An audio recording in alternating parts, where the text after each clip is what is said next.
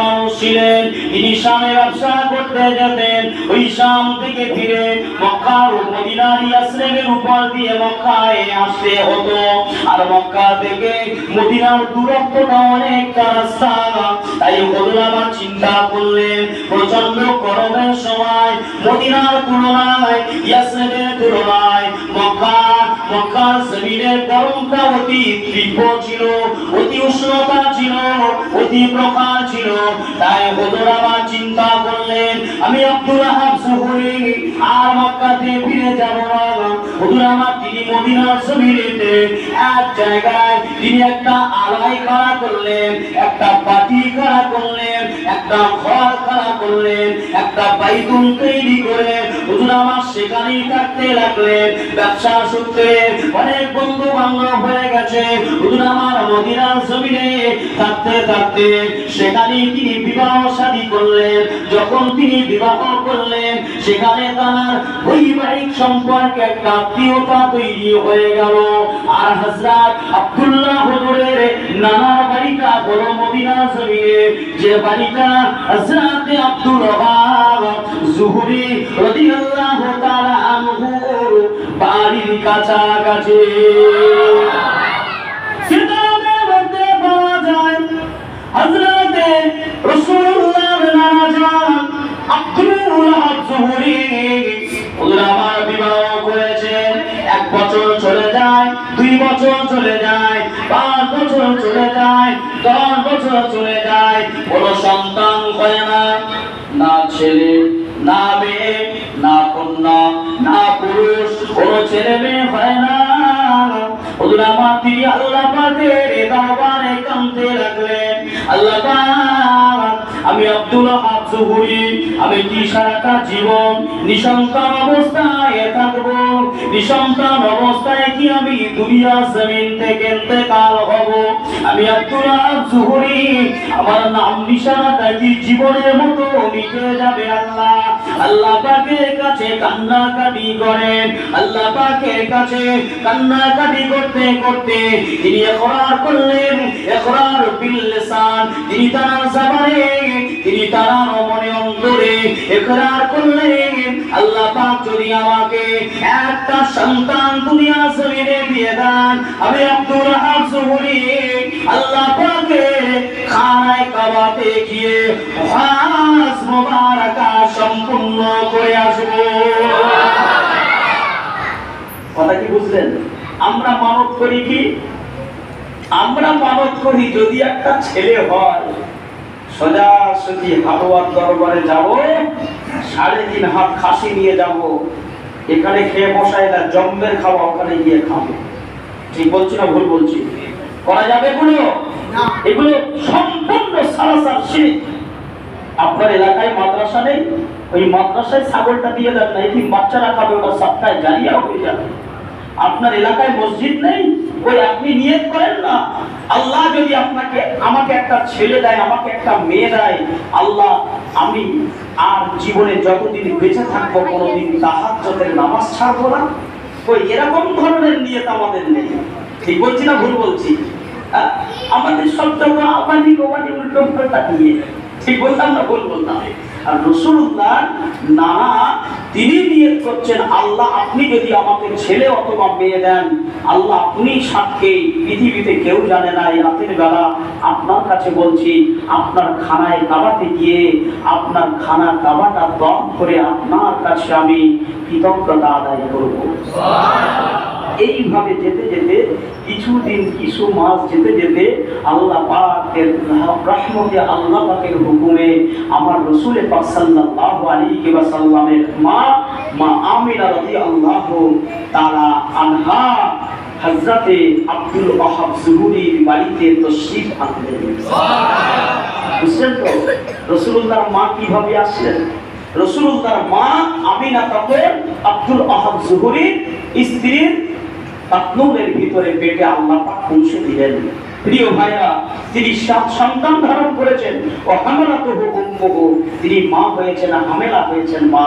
এই খবরটা শুনে আব্দুল ওয়াহাব জুহরি আল্লাহ পাকের শুকরিয়া আদায় করছেন। সুবহানাল্লাহ। আলহামদুলিল্লাহ, সুবহানাল্লাহি ওয়া বিহামদিহি, সুবহানাল্লাহিল আযীম। তিনি শুকরিয়া আদায় করছে। কিন্তু বলার বিচার্য যেটি বিষয় সেটি হচ্ছে এই যে সময় রাসূলুল্লাহর মা দুনিয়াতে আসছেন না, এই সময়টা হলো আইয়ামে জাহেলিয়া। আইয়াম মানে হলো দিন, আর জাহেলিয়া কথার অর্থ হচ্ছে মূর্খতা, অন্ধকারের যুগ। বুঝছেন না? এই সময় কি করা হতো, এই সময়টায় যদি কোনো কন্যা সন্তান ভূমিষ্ঠ হতো, কন্যা সন্তানকে নিয়ে কাফেরের দলেরা তখন কি করতে জানেন, ওই কন্যা সন্তানকে নিয়ে জীবিত অবস্থায় গরম বালির ভিতরে পুঁতে তারা মেরে ফেলত। কারণ এই কন্যা সন্তান বড় হবে, একে খাওয়া পড়া সবকিছু দিয়ে মানুষ করতে হবে, এর লেখাপড়া শেখাতে হবে, আবার পরের বেটার কাছে, পরের ছেলের কাছে বিবাহ দেওয়ার জন্য তার কাছে যেতে হবে। এটা তারা একটা প্রেস্টিজ বলে, অসম্মানিত কাজ বলে মনে করত। বুঝছেন না? আর সেই সময়ে আল্লাহ পাক আমার নবীর মাকে পাঠিয়েছে। প্রথমে আল্লাহ এর মনটাকে আল্লাহ নরম করে দিয়েছে, কারণ 10 থেকে 15 বছর যখন সন্তান হয় না, সন্তান না হওয়ার জ্বালাটা অন্তরে বুঝে গেছে না যায়নি? বুঝে গেছে। আম্মা জান আমিনা দুনিয়াতে ভূমিষ্ঠ হয়েছে। হওয়ার পরে সেই সময়ের লোক লস্করেরা আব্দুল ওহাব জুহুরির বাড়িতে গিয়েছে, বলবে এতটুকু যে আপনার সন্তান কন্যা সন্তান হয়েছে, দেন আপনার সন্তানকে মেরে ফেলবো।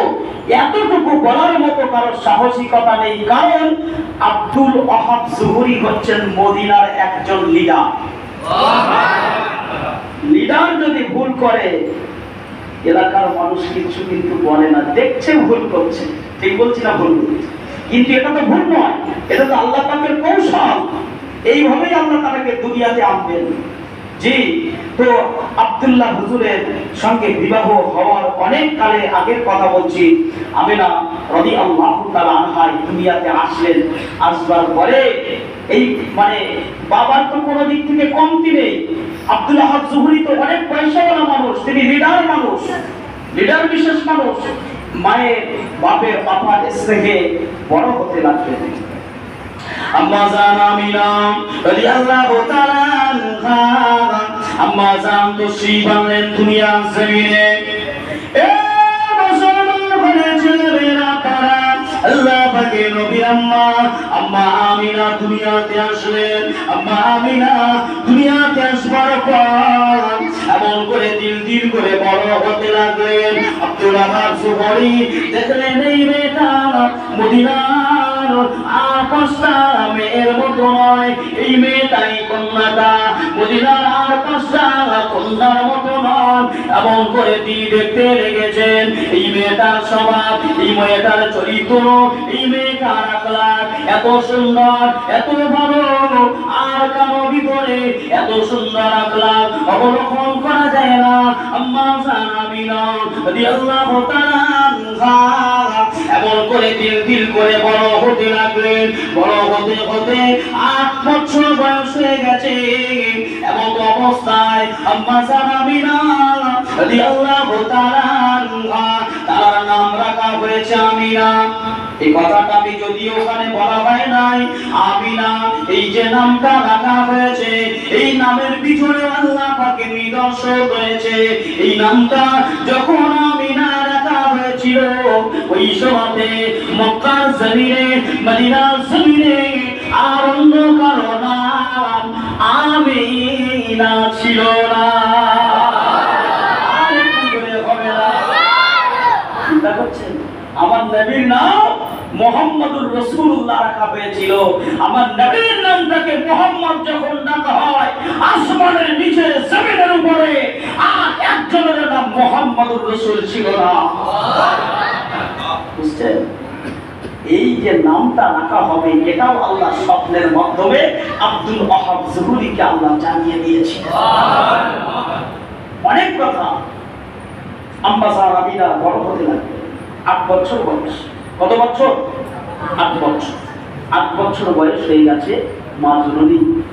আমাদের ঘরের মেয়েগুলো, আমাদের যে মেয়েগুলো আছে স্কুলে পড়াশোনা করে, মাদ্রাসায় পড়াশোনা করে, এই মেয়েদের সঙ্গে পাশের বাড়ি আমাদের চাচাতো ভাই বা আমাদের ভাইপো ভাইদের সঙ্গে সম্পর্ক আছে না? পড়াশোনার ক্ষেত্রে যে এই ক্লাসে 5-এ পড়ে, ও ক্লাসে 5-এ পড়ে, সন্ধ্যা হয় বা দুপুর বেলা একই সঙ্গে কথাবার্তা বলে, আমি আজকে স্কুলে যাওয়া হয়নি, বোন আজকে আমি স্কুলে যাইনি, কোথায় থেকে কোথায় পড়া দিয়েছে একটু বলো না, জিজ্ঞাসা করে না? বান্ধবী থাকে না, বান্ধবী ঈদের সময় যাওয়া আসা করে। তো আম্মাজান আমিনা রাদিয়াল্লাহু তাআলা আনহা মদিনার জমিনে একজন বান্ধবী ছিলেন।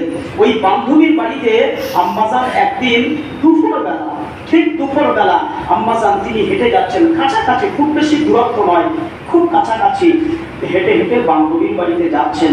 যেতে যেতে আম্মা আমিনা রাদিয়াল্লাহু তাআলা আনহা আম্মাজান তিনি দেখলেন বালির উপরে একটা দিরহাম পড়ে আছে। কি পড়ে আছে?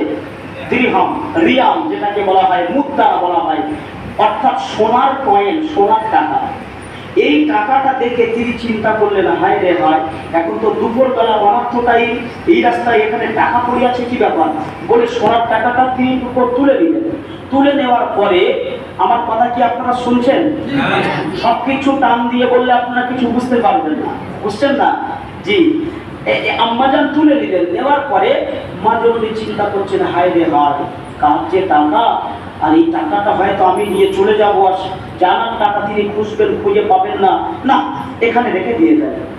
এটা চিন্তা করলেন, চিন্তা করে যে রেখে দিয়ে যাব, রেখে যদি আমি চলে যাই, আমি না পেয়ে যদি অন্যজনা পায়, তাহলে এই জানার টাকা তিনি তো আর পাবেন না।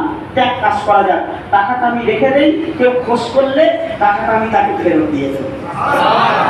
চিন্তাটা ভালো না খারাপ? কি চিন্তা ভাবনা দেখেন, নবীর মা তো না, আল্লাহ পাক এসব কিছু আমাদেরকে শিক্ষা দেওয়ার জন্য আল্লাহ আগে থেকে সব কমপ্লিট করে দিচ্ছেন।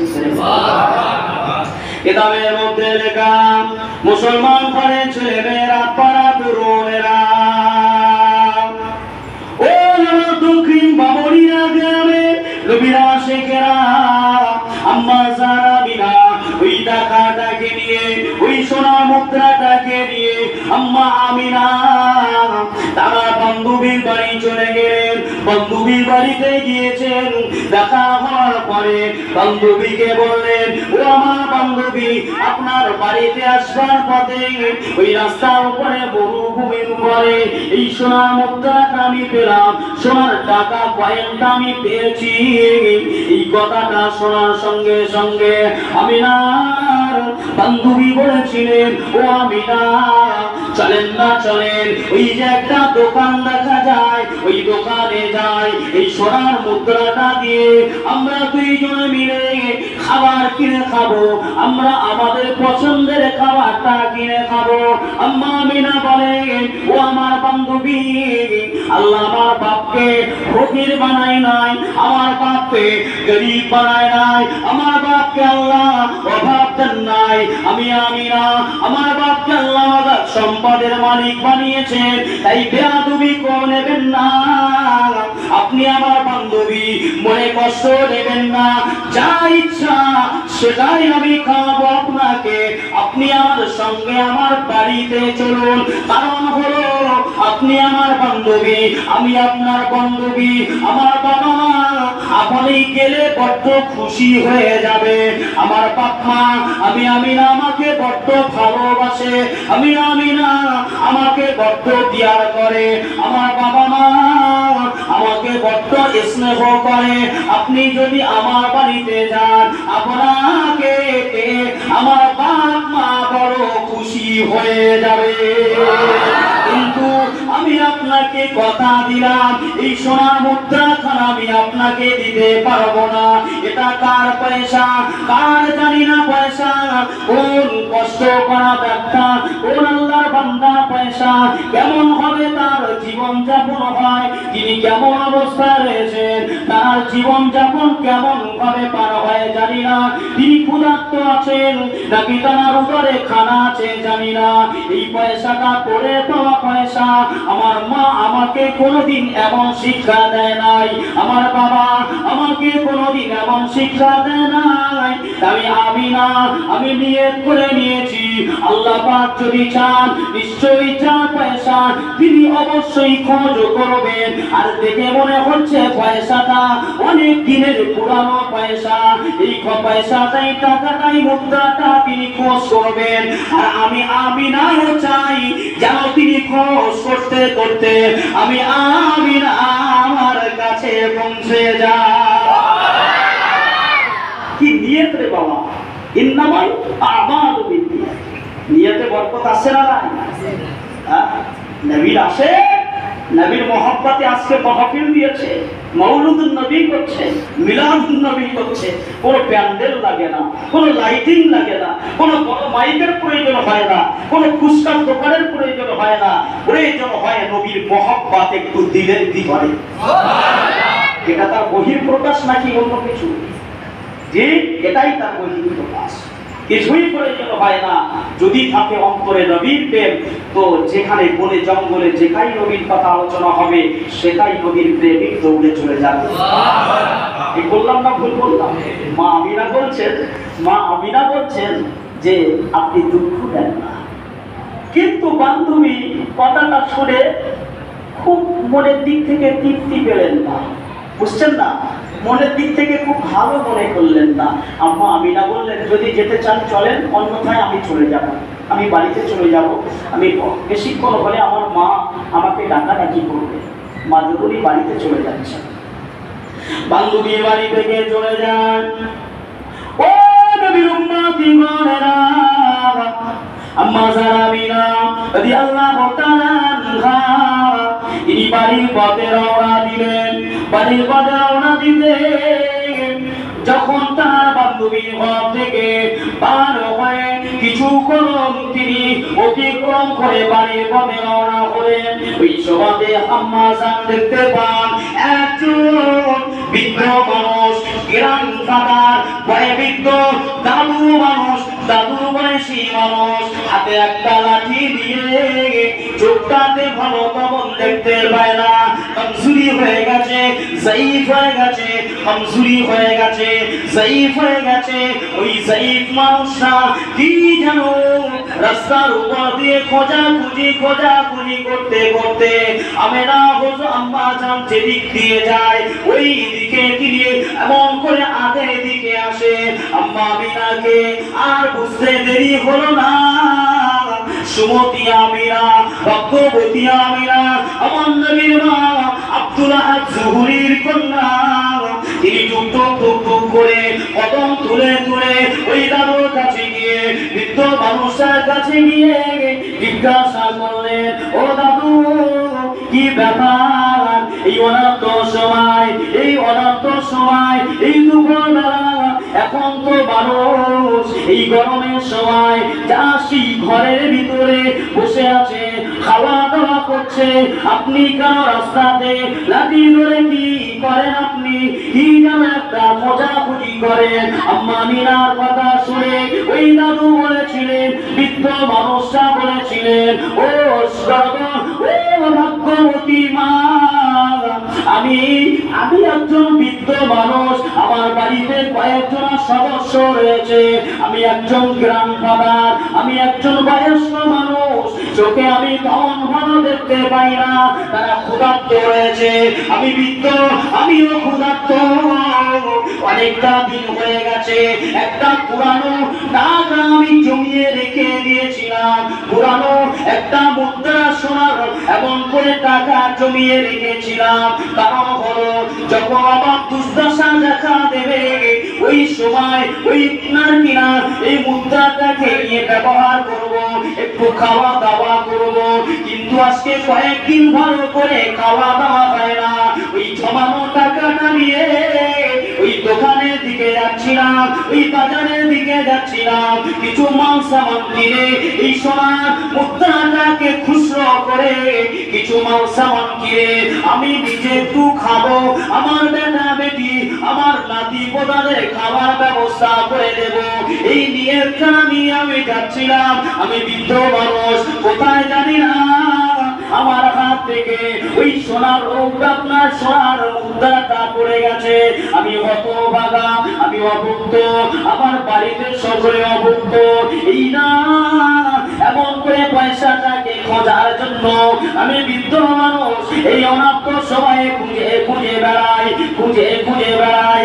আম্মা আমিনা বলেছিলেন, ও দাদু, ও আল্লাহ পাকের বান্দা, ও আল্লাহ পাকের বান্দা, আমি আমিনা, আপনি আমার সঙ্গে চলুন, আপনি আমার সঙ্গে চলুন। চলেন না দাদু, এই না বলে দাদুর হাত খারাপ করে আম্মা আমিনা রাদিয়াল্লাহু তাআলা আনহা আব্বা জান আম্মা জানের বাড়িতে নিয়ে গেলেন। নিয়ে গিয়ে সুন্দর একটা জায়গা বসার জায়গা স্থান ঠিক করে দিয়ে আম্মা জানকে ডাক দিয়ে বলেছিলেন, গর্ভে ধারণী মা, ও মা জননী মা, দেখেন না মা, দেখেন এই একটা দাদুকে নিয়ে এসেছি মা। এই দাদু আজকে অনেকটা দিন ঠিক মতো খাওয়া দাওয়া হয় না মা। মা গো, এই দাদু অভুক্ত রয়েছে, দাদুকে একটু খাওয়া দাওয়ার ব্যবস্থা করে দিন। আম্মা জান আমিনা রাদিয়াল্লাহু তাআলা আনহা আম্মা জানকে যেই না বললেন, আম্মা জান দাদুর জন্য, মেহমানের জন্য সঙ্গে সঙ্গে খাওয়া দাওয়ার ব্যবস্থা করে দিলেন। আর সমস্ত খাওয়া দাওয়ার কারুকার্য গুলো আম্মা আমিনা নিজে হাতেই করলেন। বললেন না, কে আসলো বলে এই পৃথিবী হলো জালা? কে আসলো বলেন, কে এসেছিল বলে? কে গাইল এসে সামনের গান শূন্য কাফেলা? ও হাসিয়ে মাকি, ও হাসিয়ে মাকি মাদানি শাফাতে সাফিনা, ও নূরে নবী, নূরে নবী, নূরে মদিনা, ও নূরে নবী, নূরে নবী, নূরে মদিনা। কে আসলো বলে এই পৃথিবী হলো জালা? কে গাইল এসে সামনের গান শূন্য কাফেলা? হযরতে ওমর করতে কতল নবীর দারে যায়, হযরতে ওমর করতে কতল নবীর দারে যায়। তারপরে কি হয়েছিল? নূরানি সেই চেহারা দেখে ওমর ফিদা হয়ে যায়। ওমর হুজুর নবীর সঙ্গে কি আচরণ করতে যাচ্ছিল? এক মন সোনা মালিক হবে বলে মক্কার সবচেয়ে বড় মাকাম তাকে দেওয়া হবে, মক্কার সুন্দর সুন্দর রমণীদের সঙ্গে বিবাহ দেওয়া হবে। 40 মণ সোনার অফার দেওয়া হয়েছিল। মুহাম্মদ ইবনে আব্দুল্লাহর গলাটাকে উড়িয়ে মাথাটাকে যে আবু জাহেলের দরবারে আবু সুফিয়ানের কাছে জমা করতে পারবে তাকে 40 মণ সোনা দেওয়া হবে পুরস্কার। বুঝছেন না? আমার নবী আমার হুজুরের দরবারে যাচ্ছেন হযরত ওমর ফারুক নবীর মাথা থেকে, আর আল্লাহ পাক বলছেন, হাবিব চিন্তা করবেন না, ওমর ফারুকের কদমকে আপনার কদমে কুরবান করে দিলাম। সুবহানাল্লাহ বললেন না? আসরাতে ওমর করতে কতল নবীর দারে যায়, নূরানি সেই চেহারা দেখে ওমর ফিদা হয়ে যায়। তার চেহারা মায়াবী, যার চেহারা মায়াবী মানব দরদি দেখে ওমর হয়ে যায় নবীর দেওয়ানা। ও নূরে নবী, নূরে নবী, নূরে মদিনা, ও নূরে নবী, নূরে নবী, নূরে মদিনা। এ আসলো বলে এই পৃথিবী হলো জালা? কে গাইল এসে সামনের গান শূন্য কাফেলা? আল্লাহুম্মা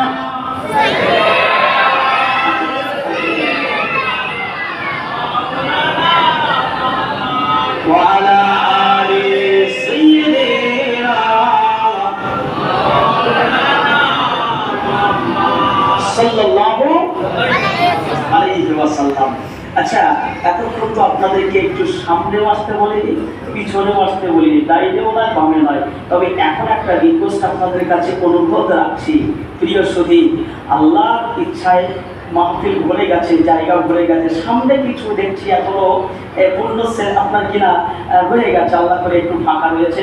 তো আপনাদেরকে বলবো বাকি শূন্যস্থানগুলোকে একটু করে পূরণ করে নেন, একটু সামনে আসেন না, জায়গা হচ্ছে না, অনেক মানুষ বাইরে দাঁড়িয়ে আছে, আসেন, পিছনে একদম জায়গা নেই, আসেন আমার ভাইয়েরা বাপেরা, আসেন একটু সামনে দিকে আসেন, একটু দরুদ পড়তে পড়তে আসেন, একটা নাতে নবী আমরা সকলেই পড়তে পড়তে আসি, বলি ইয়া রাসূলুল্লাহ,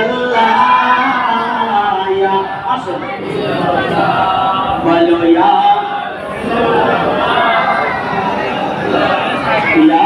রাসূলুল্লাহ ইয়া হাবিবাল্লাহ। এই গোলাপ নীলাম গাধা নীলাম নীলাম রজনীগন্ধা, আর মনের সুখে মালা গেঁথেছি সকাল থেকে সন্ধ্যা। এই গোলাপ নীলাম গাধা নীলাম নীলাম রজনীগন্ধা, আর মনের সুখে মালা গেঁথেছি সকাল থেকে সন্ধ্যা। একবার দেখা দাও যদি প্রাণের নবী কামলিওয়ালা, একবার দেখা দাও যদি প্রাণের নবী কামলিওয়ালা, দাঁড়িয়ে তোমার জানাবো সালাম হাজার দরুদের নজরানা, বলিয়া রাসূলুল্লাহ ইয়া হাবিবাল্লাহ, বলিয়া রাসূলুল্লাহ ইয়া হাবিবাল্লাহ। লাল ফুলকে প্রশ্ন করি রংটি কোথায় পেলে, লাল ফুলকে প্রশ্ন করি রংটি কোথায় পেলে, দয়ার নবীর খুন মোবারক লাল ছিল বলে। আরেকটু জোরে হবে না, হবে না, সাদা ফুলকে প্রশ্ন করি রংটি কোথায় পেলে, সাদা ফুলকে প্রশ্ন করি রংটি কোথায় পেলে, দয়ার নবীর দন্ত মোবারক সাদা ছিল বলে। আমার ভাইরা এইভাবে বললে অনেক সময় চলে যাবে, আমি মূল কথাটা একটু আপনাদের কাছে আলোচনা করি। আমি যা গজল আল্লাহর উপর শুকরিয়া জানি বা মোটামুটি যতটুকু পড়ি 100 গজল আমার মুখস্থ আছে, বুঝছেন না? আল্লাহ পাকের শুকরিয়া, আপনাদের দোয়া, আল্লাহ পাকের রহমতে আল্লাহর ঘর মসজিদে বসে আছি, বুঝছেন? আমি এই রবিউল আউয়াল শরীফের মাস পড়ে কোনো রাতে আল্লাহ আমাকে বাড়িতে ঘুমাতে দেয় না, রাস্তায় সময় পার হয়ে যায়, বুঝছেন না? আপনারা হয়তো অনেকে আমাকে দেখেছেন, অনেকে দেখেন। আমার নাম আব্দুল ওদুদ, আমার বাড়ি রান্নানগর। আব্দুল ওদুদ বলে আপনি শুধু ইউটিউবে সার্চ করলে পেয়ে যাবেন ইনশাআল্লাহ। গতকালকে জলসা করেছি আপনার কলাঘাট থেকে 12 কিলোমিটার ভিতরে চেতনা বলে জায়গাটা, মানে একেবারে মেচেদা পার হয়ে, মেচেদা যে ওভারফ্লাই আছে একটু আগে, তার আগের দিন জলসা করেছি আপনার রায়দিঘি, ওখান থেকে গেছি নামখানা, যে আপনার ওএনজিসি রোড, নিজেই ড্রাইভিং করে একাই, ড্রাইভার ছিল না, বুঝছেন না? মাঝে মধ্যে কষ্ট হয়ে যায়। কিন্তু আজকে দিনটা সমস্যা হচ্ছে আপনাদের ইমাম সাহেব আর আমার ক্লাসমেট বন্ধু, বুঝছেন না? ভাই আমাকে কয়েকবার বলেছে যে আমার মসজিদে একটা মাহফিল হবে, বিশ্বনবী দিবস হবে, ঈদে মিলাদুন নবী হবে, আপনার আসতে হবে। তো আমি চিন্তা করলাম এই দিনটা খালি আছে, এই দিনটা খালি আছে বলে এদিকে ভাইকে ডেট দিয়ে দিলাম, আর এই দিনে আমার আমি যে মসজিদে থাকি সেখানে নবী দিবস, আমাকে বলে হুজুর আপনার যে দিনে সুবিধা হবে আপনার থাকতে হবে, সেই দিনেই করবেন, কিন্তু শর্ত হচ্ছে আমাকে থাকতেই হবে। আমি কি করলাম, এই দিনে ফাঁকা মনে করে ফুরফুরা শরীফের আমার মুসাদ্দাদ জামানের আওলাদ, আমি ফোনে দাওয়াত করলাম মিরাজ ভাইকে, বুঝছেন না? আমার মেজলা হুজুর রহমাতুল্লাহ আলাইহির আওলাদ, ভাইদের সঙ্গে একটা ভালো সম্পর্ক আছে, তো ফোনে দাওয়াত করে দিলাম।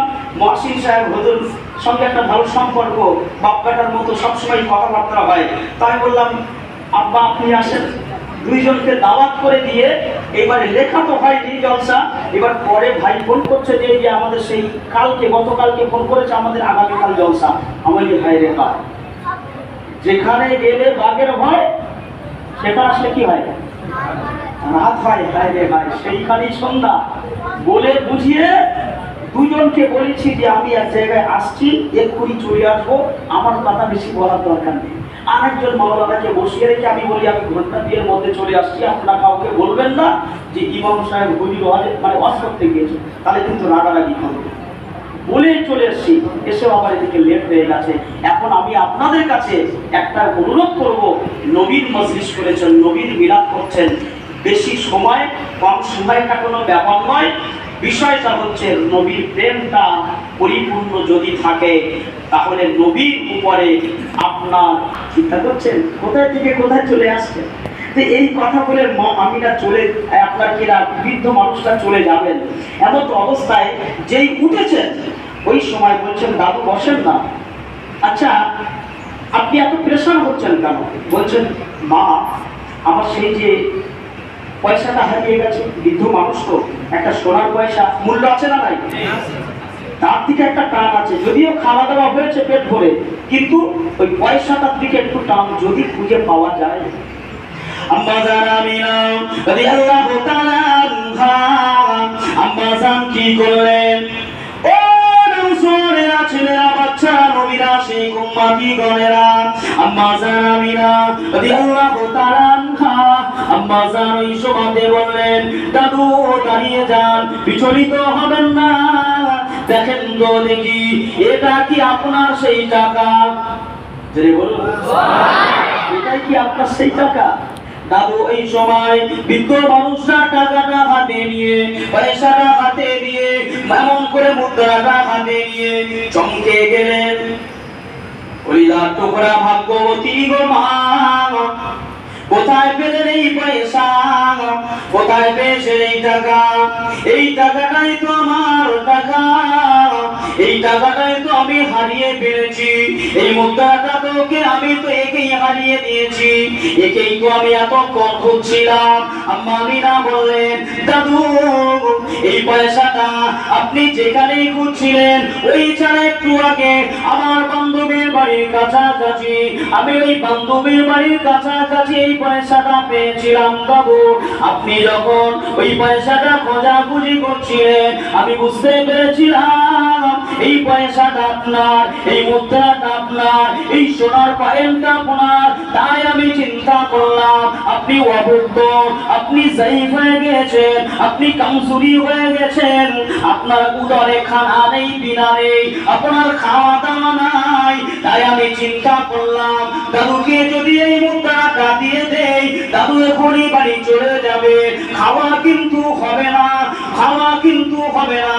তাই আমি আমিনা পয়সাটা না দিয়ে আপনাকে কিছু না বলে আমার বাড়িতে একটু খাওয়ান দাওয়ান করবার জন্য দিয়ে এসেছিলাম। আল্লাহ নবীর আম্মা জান আমিনা এই কথাটা শুনে দাদু বড্ড খুশি হয়ে গেলেন, দাদু বড্ড এমন করে তিনি রাজি হয়ে গেলেন। এমন করে আম্মা আমিনা বললেন দাদু এটা আপনার পয়সা, আপনি এটা নিন, আপনি আমি আমিনা আমার জন্য একটু দোয়া করে দিন। ও নওজোয়ানেরা, তরুণেরা, নবীরা, সেই উম্মতি গণেরা, বিশ্ব নবীর মা আমিনা রাদিয়াল্লাহু তাআলা আনহা এইভাবে তিনি বড় হতে লাগলেন। ওই বৃদ্ধ মানুষটা দোয়া করলেন মা তোমার নাম যেন হয় আমিনা, তুমি হবে ভাগ্যবতী। অথচ নামটা যখন বলা হলো তোমার নাম যেন হয় আমিনা, তুমি হবে ভাগ্যবতী, এই কথা বলার সঙ্গে সঙ্গে আম্মা আমিনা বলেছিলেন দাদু গো সত্যি আমার নাম আমার মা বাবা রেখেছেন আমিনা। বিশ্বনবী রাসূলুল্লাহ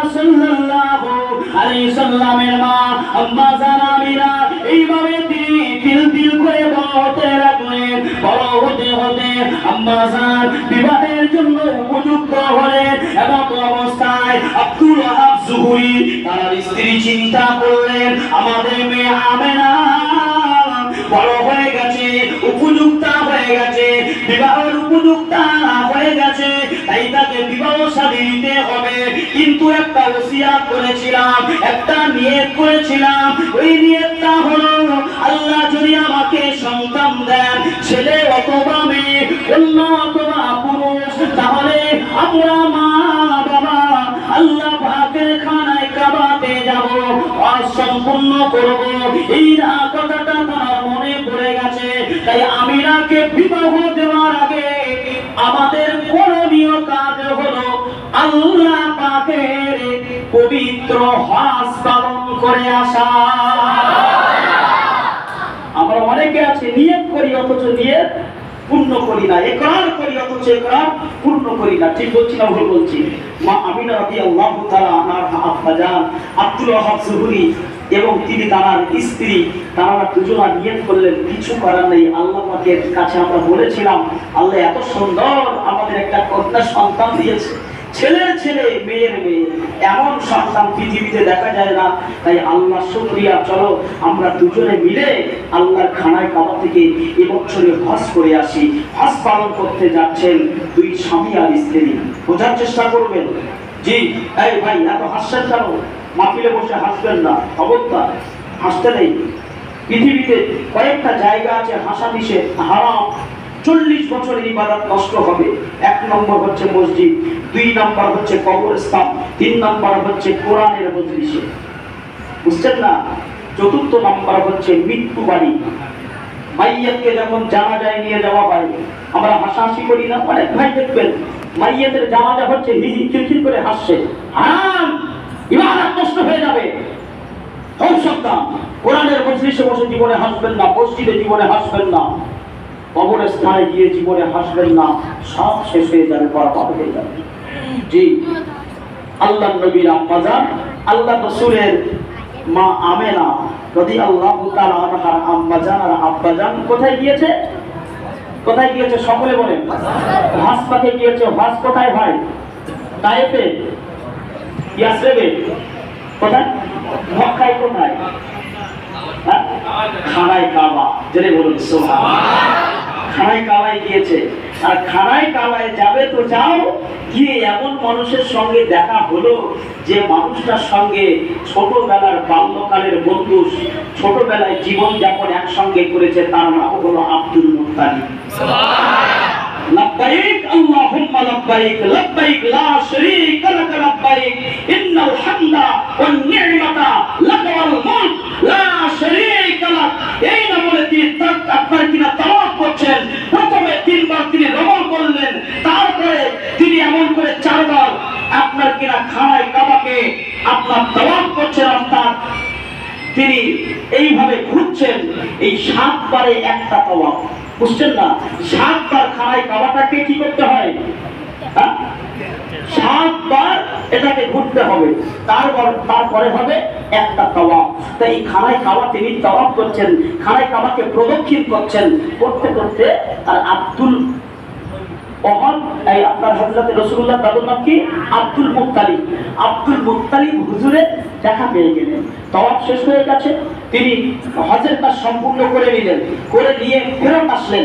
এসে খানায় কাবার চাতালে এখন আব্দুল ওয়াহাব, হযরত আব্দুল মুত্তালিব যিনি হচ্ছেন রাসূলুল্লাহ দাদু, খানায় কাবার রক্ষক, তিনি হলেন মদিনা মক্কা শরীফের লিডার, তিনি হচ্ছেন মুতাআল্লি। তার সঙ্গে দেখা হয়ে গেল।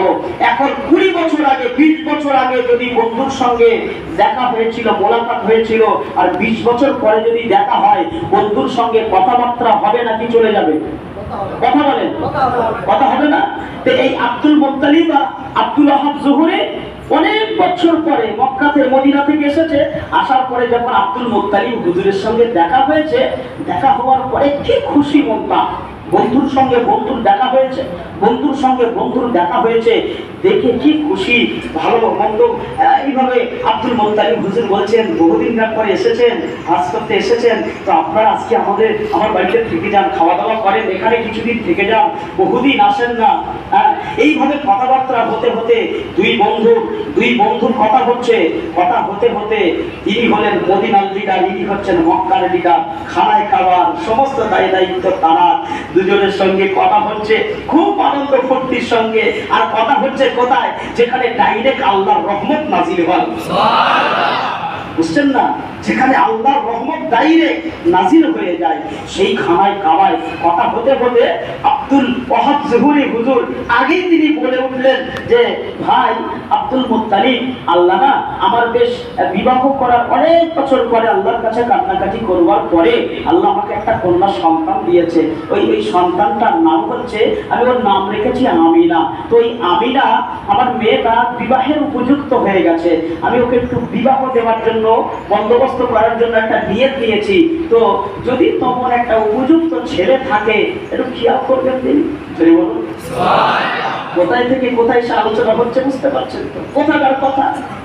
আর আব্দুল মুত্তালিব হুজুর সঙ্গে সঙ্গে বললেন যে আপনার কন্যা আমিনাকে বিবাহ দেবেন, আর আমার আল্লাহ 10টা ছেলে দিয়েছে, আমার বড় ছেলের নাম হচ্ছে হারেস, আর ছোট ছেলের নাম হচ্ছে আব্দুল্লাহ। এখন 9টা ছেলেকে বিবাহ দিয়েছি, আর এই একটা ছেলে বাকি আছে যার নাম হলো আব্দুল্লাহ। এর বিবাহের বয়স হয়ে গেছে, আমি বাপ ওকে একটা বিবাহ দেওয়ার জন্য একটা কন্যা খুঁজছি। জোরে বলুন সুবহানাল্লাহ। উনি খুঁজছেন পাত্র, ইনি খুঁজছেন পাত্রী। কি আল্লাহ পাকে দেয়া বল। আর আলোচনা হচ্ছে কোথায়, আলোচনাটা হচ্ছে কোথায়, খানায় কাওয়াতে। জোরে বলুন সুবহানাল্লাহ। মুসলমান ঘরে ছেলে মেয়েরা, পাড়া তরুণীরা, আল্লাহ নবীর আব্বা, আল্লাহ নবীর আম্মার ব্যাপারে এদিকে নানা যান আর নারীবা ওদিকে দাদু যান। আব্দুল মুত্তালিব খানায় কাবাতে আলাপ আলোচনা করলেন, ওর পর আব্দুল মুত্তালিব হুজুর তিনি খানায় কাবাতে রইলেন। Abdul Wahab Zuhri Abdul Muttalib হুজুরের মেহমান হলেন, সেখানে কিছুদিন থাকলেন, খানায় কাবাটাকে তাওয়াফ করলেন, সাই করলেন, সাফা মারওয়া করলেন, জমজমে পাথর নিক্ষেপ করলেন, এমন করে তিনি আরাফা ময়দানে অবস্থান করলেন। পরে আপনার মিনা মুজদালিফাতে গেলেন, সব কিছু করে সম্পূর্ণ করে বাড়ির পথে রওনা দিলেন, বাড়িতে চলে গেলেন। হজের দিনগুলো শেষ হয়ে গেল, হজের সমস্ত আঞ্জাম যত হাজী সাহেব এসেছিলেন সম্পূর্ণ করে যা সেই সাবির, যা সেই ঠিকানায় পৌঁছে যেতে লাগলেন। আব্দুল মুত্তালিব হুজুর তার শ্বশুর বাড়িটা হলো মদিনায়। কোথায়? রাসূলুল্লাহর আব্বা জানের নানার বাড়িটা হলো মদিনায়। আব্দুল ওয়াহাব জুহরির বাড়ির কাছাকাছি আব্দুল মুত্তালিব হুজুর শ্বশুর বাড়ি। তার আপনার কিনা তার শ্বশুর বাড়িতে খবর পাঠিয়ে দিলেন, খবর পাঠালেন, ও আমার শ্বশুর বাড়ির লোক দশকরেরা, আবার আব্দুল্লাহকে বিবাহ দেব। তাই আব্দুল্লাহর মামা মামিদেরকে বললেন, আব্দুল্লাহর জন্য একটা উপযুক্ত পাত্রী আপনারা খুঁজুন, আমরা আব্দুল্লাহকে মদিনায় বিবাহ দেব। কারণ হলো মদিনার হাওয়াটা হলো স্নিগ্ধ, মদিনার এমন করে হাওয়াটা হলো এত বড়, আপনার কোনো খুব সুন্দর, মদিনায় থাকতে ভালো লাগে, মদিনার সমস্ত কিছু ভালো লাগে, খুব সুস্থ মনোরম পরিবেশ। আর ওই জায়গার মানুষের, মদিনার মানুষের অন্তরে এত মায়া, এত মহব্বত যাই পূর্বে মক্কার মানুষের কাছে ছিল না। তাই আম্মা জান আমিনা রাদিয়াল্লাহু তাআলা আনহার বিবাহের জন্য এমন করেই কথাটাকে তিনি স্থাপিত করে আব্দুল্লাহর মামার বাড়িতে, আব্দুল মুত্তালিব হুজুরের শ্বশুর বাড়িতে পাঠিয়ে দিলেন। বলবার পরে বলা বলল, আব্দুল্লাহ হুজুরের মামা মা আমিনা সম্পর্কে তারা জানতেন, আব্দুল ওয়াহাব জুহরি সম্পর্কে জানতেন। তারা খোঁজ খবর নিয়ে দেখলেন সত্যি আমিনা নামের এই যে মেয়েটা রয়েছে, এত সুন্দর মেয়ে, এত সুন্দর তার আখলাক, এত সুন্দর চরিত্র, এত সুন্দর সে পর্দাপুষ্টি, এত সুন্দর তার চালচলন, এত সুন্দর তার কথাবার্তা, তার এত সুন্দর মার্জিন ভাষা, তার সঙ্গে পৃথিবীর কোনো মানুষ কষ্ট পায় নাই, সে কোনোদিন কোনো প্রাণীকে কষ্ট দেয় নাই, তাকে কেউ দেখতেও পায় না গ্রামের মানুষেরা। এত সুন্দর মেয়ে, এমন মেয়ে তো দেখা যায় না। তাই আব্দুল্লাহ যেমন সুন্দর, আব্দুল্লাহর পেরেশানিতে মুহাম্মদুর রাসূলুল্লাহ নূর মোবারক ছিল।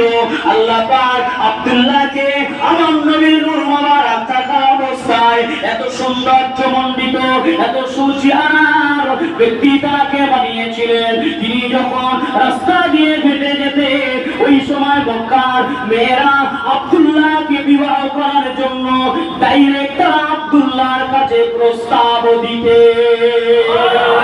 কিতাবের মধ্যে এসেছে আব্দুল্লাহ হুজুরকে 100 মহিলা ছিল, আব্দুল্লাহ হুজুরকে বিবাহ করার জন্য মেয়েরা ডাইরেক্ট তাকে প্রস্তাব পাঠিয়েছিলেন, আব্দুল্লাহ আপনি আমাদের সঙ্গে কি বিবাহ করবেন? আপনাকে বিবাহ করতে চাই। আব্দুল্লাহ বলেছিলেন আমার আব্বা মা আছে, আমার বড় ভাই হারেস আছে, তারা যেটা করবেন আমি আব্দুল্লাহ সেটাই মেনে নেব। আমার সঙ্গে বলে কোনো লাভ হবে না, আমার বাবা মায়ের কাছে গিয়ে বলে।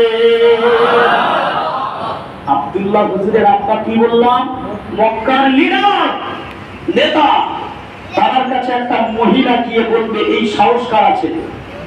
তাও তিনি হচ্ছেন আরবের সম্ভ্রান্ত বংশ, বনু কি বলেন কুরাইশ। তিনি হচ্ছেন উমাইয়া, আপনার বনু কুরাইশ বংশের, বনু কুরাইশ বংশে হাশেমি গোত্রের মানুষ। তাদের মতো সম্ভ্রান্ত এত উচ্চ বংশের মানুষ পৃথিবীতে আর নাই। জোরে বলো। আমাদের কাছে কি একটা প্রস্তাব দিয়ে যাওয়ার একটা জাতা ব্যাপার? কারো সাহস হলো না, জি কারো সাহস হলো না। কিন্তু আমিনার সঙ্গে এদিকে দেখা শুরু হচ্ছে, হতে হতে কথা পাকাপাকি হয়ে গেল। আব্দুল মুত্তালিব হুজুরের অনুমতি ক্রমে তার মামা মামি, তার আত্মীয় বর্গ সকলে মিলে বিবাহের বন্ধনে আবদ্ধ করে দিলেন। আমি সংক্ষেপে বলছি, সিরাতুন নবীর মধ্যে আমি যে কথাগুলো বলছি কসম আল্লাহর বলছি, কিতাবের নাম বলে দিচ্ছি আপনাদেরকে, আপনি কিতাব পড়ে নেবেন, একটাও কিতাবের বাইরে আমি কথা বলি না। কারণ এখন হচ্ছে সোশ্যাল মিডিয়ার যুগ, প্রিন্ট মিডিয়ার যুগ, ইলেকট্রনিক্স মিডিয়ার যুগ, খবরাখবরের যুগ। ফেসবুক খুলবেন, পৃথিবীর ওমূলে কি হচ্ছে এমূলে চলে আসবে। এক প্রান্তের কথা আর এক প্রান্তে যেতে 1 সেকেন্ড সময় লাগে না। ঠিক বলছি না? বলছি উল্টো পাল্টা এখন আর করার সময় নেই। যারা করছে করছে, ওই তো বাংলাদেশে তাহের কি করছে বুঝতে পারছেন তো, জেকের হচ্ছে কি, জেকের হচ্ছে নাকি বাড়ের আপনার এই ভাড়ে ধাক্কা মারছে, আল্লাহ পাক ছাড়া কেউ জানে না। তো যারা করছে তো করছে, ঠিক বলছি না ভুল বলছি? হ্যাঁ, তবে আমরা ওটা নয়, আমরা হলাম আহলে সুন্নাতুল জামাতের মানুষ, আমরা হলাম দাদা পীর রহমাতুল্লাহ আলাইহি সিলসিলার মানুষ, যে সিলসিলাটাকে আমার রাসূলুল্লাহ কবুল করেছেন। মানে কি রাসূলুল্লাহ বলেছেন এই সিলসিলাটাই হলো আমি রাসূল আমার সিলসিলা। বুঝছেন না? আমরা কোন পীরের বলি, আমরা কি মেনে চলি? আমরা যদি দাদা পীর রহমাতুল্লাহ আলাইহির ওসিয়াত নসিহতগুলোকে মেনে চলতাম, কসম আল্লাহর বলছি এই বামুনিয়া গ্রামের যতগুলো মানুষ সব আল্লাহর ওলি হয়ে যেতাম। ঠিক বলছি না ভুল বলছি? মেনে চলি আমরা, আমাদের যেটা পক্ষে সেটা মেনে চলি, আর যেটা দেখি অসুবিধা সেটা মানা তো দূরের কথা, তার ধারই হই না। সে যেই বলেন, মাওলানা বলেন, হাফেজ সাহেব বলেন, ইমাম সাহেব বলেন, গাজী সাহেব বলেন, হাজী সাহেব বলেন, আর গ্রামের মানুষ বলেন, সবাই আমরা চেষ্টা করি সহজে কি করা যায়। ঠিক বলছি না ভুল বলছি? আমিও